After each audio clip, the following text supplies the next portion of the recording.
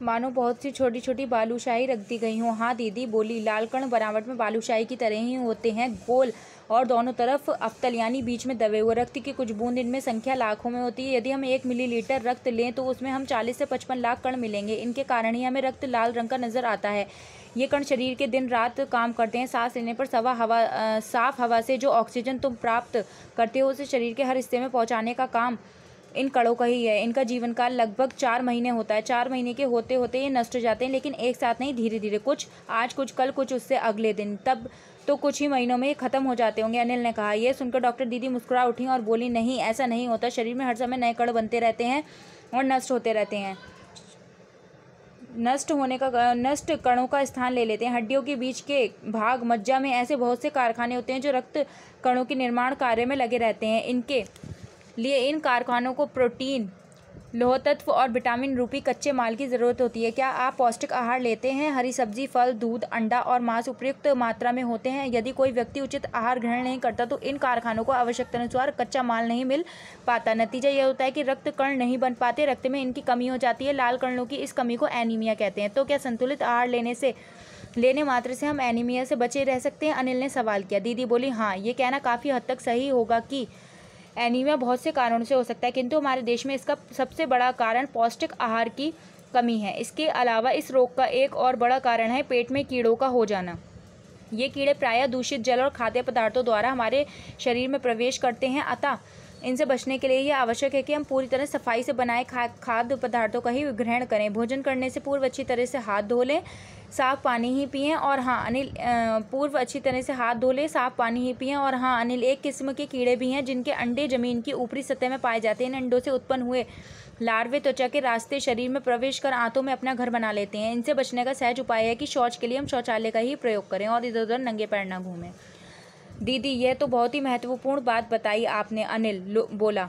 वह पल भर सोच में डूबा रहा, फिर बोला, आपने बताया था कि रक्त में सफ़ेद कण और बिम्बाणु प्लेटलेट कण भी होते हैं। शरीर में उनका क्या काम है? दीदी बोली, सफ़ेद कण वास्तव में हमारे शरीर में वीर सिपाही हैं। जब रोगाणु शरीर पर धावा बोलने की कोशिश करते हैं तो सफ़ेद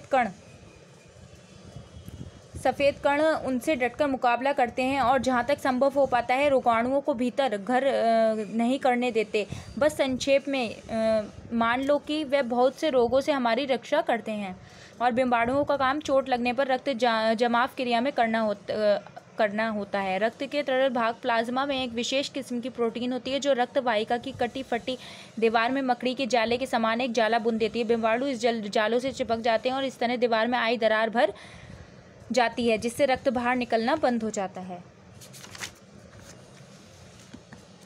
अनिल बोला, दीदी लेकिन घाव गहरा हो तब तो खून बहता ही चला जाता है। हाँ, ऐसे में उस व्यक्ति को जल्दी से डॉक्टर के पास ले जाना चाहिए। ज़रूरत समझने पर ऐसी स्थिति से निपटने के लिए टाँके भी लगाने पड़ सकते हैं, किंतु डॉक्टर के पास पहुँचने के समय में चोट के स्थान पर कसकर एक साफ कपड़ा बांध देना चाहिए। दबाव पड़ने से रक्त का बहाव कम हो जाता है तो उस व्यक्ति के लिए काफ़ी लाभप्रद सिद्ध हो सकता है, किंतु अगर बहुत अधिक रक्त बह जाता है तो उस व्यक्ति के लिए उसे रक्त चढ़ाने की आवश्यकता पड़ सकती है, दीदी ने समझाते हुए कहा। अनिल ने कहा, क्यों? ऐसे समय में किसी भी व्यक्ति का खून काम आ सकता है। दीदी बोली, अनिल, हर किसी का रक्त एक सा नहीं होता। कुछ विशेष गुणों के आधार पर रक्त को